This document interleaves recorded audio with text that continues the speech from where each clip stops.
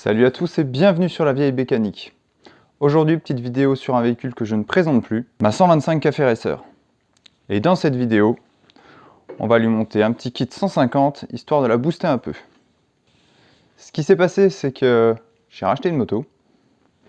On dirait peut-être pas comme ça, mais à la base, les deux là, c'est le même modèle. Du coup, celle-là ayant été achetée avec un moteur complètement fracasse, il fallait que je rachète un cylindre. Et du coup, je me suis dit, je rachète un gros cylindre pour celle-là, qui est transformée.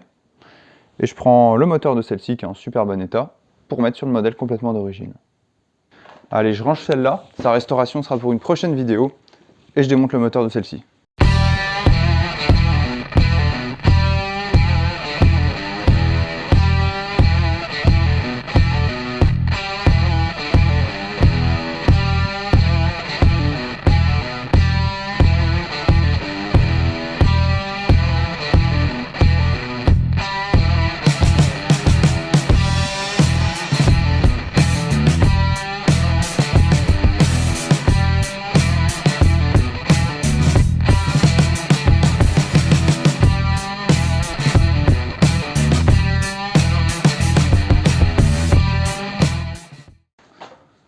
Bon voilà, le bloc est sur l'établi. Donc maintenant je vais virer 2-3 périphériques, le kick, le sélecteur pour éviter de les abîmer et puis qu'ils ne me gênent pas.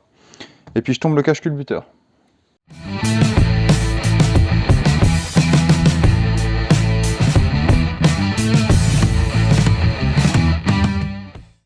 Je retire les vis du cache culbuteur.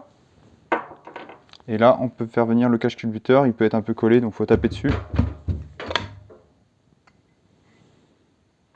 Mon joint, moi je l'ai changé il n'y a pas longtemps, donc je vais laisser le même.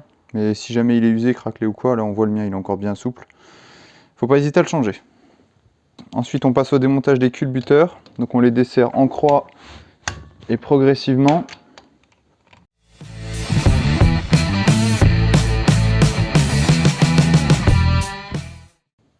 Et hop, le premier culbuteur vient. Enfin la première paire de culbuteurs.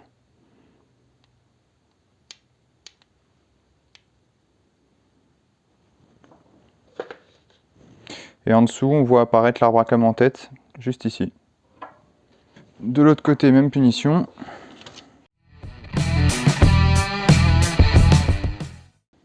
Attention de ne pas faire tomber un écrou ou une rondelle dans le moteur. Ça m'est déjà arrivé une fois. Et c'est vraiment la galère pour aller les récupérer. Surtout là, quand le moteur n'est pas vidangé.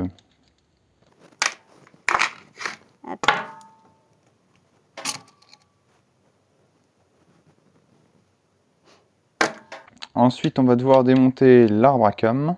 Pour ça, il faut d'abord détendre la chaîne de distribution grâce à cette vis. Pour ça, on retient la vis avec une clé à molette ou une pince et on desserre le contre-écrou. Ensuite, il va falloir réussir à bloquer l'arbre à cam pour défaire les vis qui sont là. Il y en a deux sur cette poulie qui est reliée à la chaîne de distribution. Pour ça, on va défaire la bougie, mettre une ficelle, histoire de bloquer les pistons dans la chambre.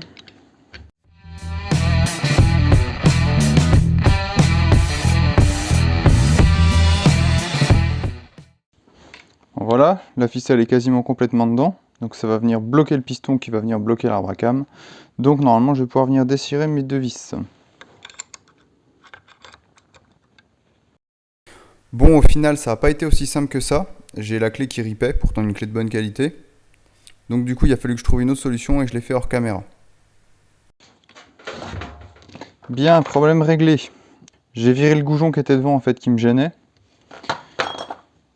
Et comme ça m'a permis de passer ma douille, de vraiment bien prendre la vis, puis après un petit coup de marteau au tapotant, et ça se dévisse. Bon, maintenant il faut que je fasse la même pour la deuxième.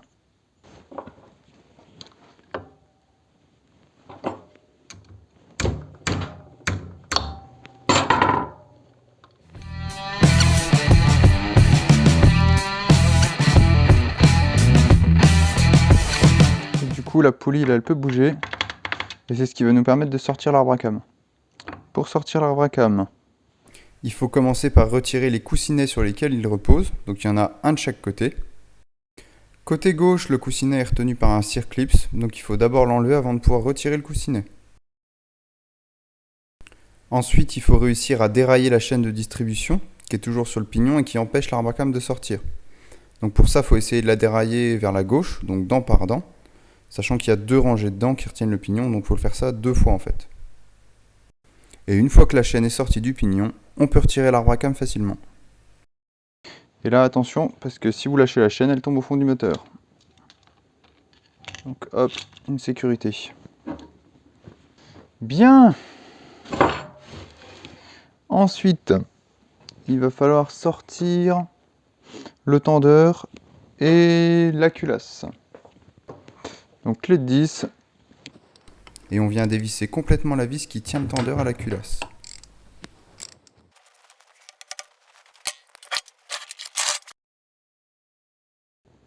Il y a un petit joint sur cette vis.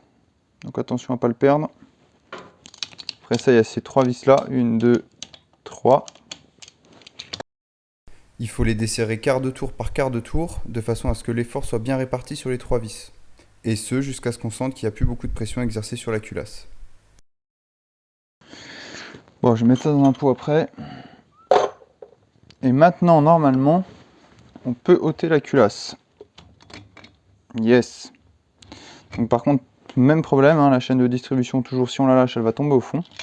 Donc on va essayer de passer quelque chose pour maintenir la chaîne de distribution entre la culasse et le cylindre. Hop.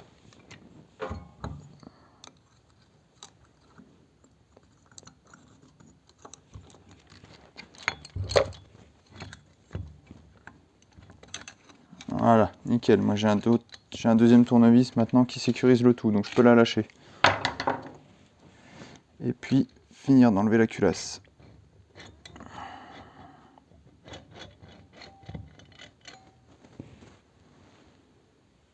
Hop. Et nous voilà dans le cylindre qu'on va venir remplacer. Hop, fil électrique. D'ici que tout ça tombe dans le moteur, on est tranquille. Bon, on voit que mes pistons ils sont pas très encrassés. On voit que mon cylindre là est un poil plus encrassé que celui-là. Mais sinon, on a vraiment un encrassement qui reste très faible. Je retournerai bien la culasse pour voir le dessous, mais il y a de l'huile qui va couler, ça va me saouler. On va regarder après. Donc je peux virer le tendeur de chaîne de distribution, enfin non, le guide. De ce côté-là, hein. Guide de chaîne de distribution, on peut l'enlever.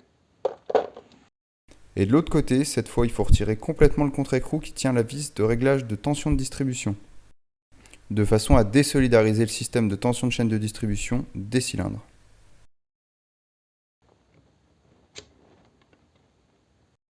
On peut ensuite sortir les cylindres en passant bien le système de tension de chaîne de distribution par la partie du trou la plus large située entre les 2 cylindres. Impeccable.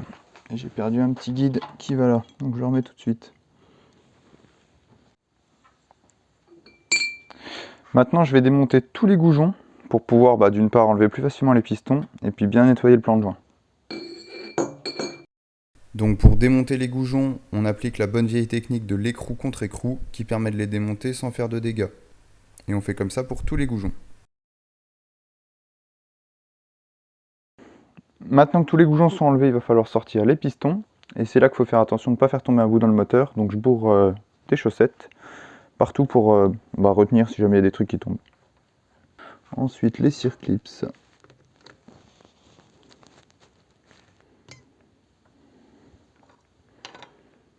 Il faut ensuite chasser les axes des pistons. Bon, ça m'étonne, mais les axes tiennent pas plus que ça. Juste en poussant avec un chasse-goupille à la main, ils sont sortis. Bon, tant mieux. Ça facilite l'extraction.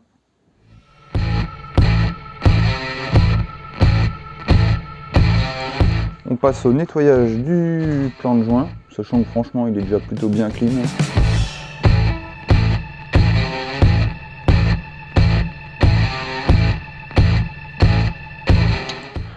Bon ce plan de joint il était vraiment pas très sale, donc pour l'instant on va mettre le bas moteur de côté et on va préparer le nouveau haut moteur.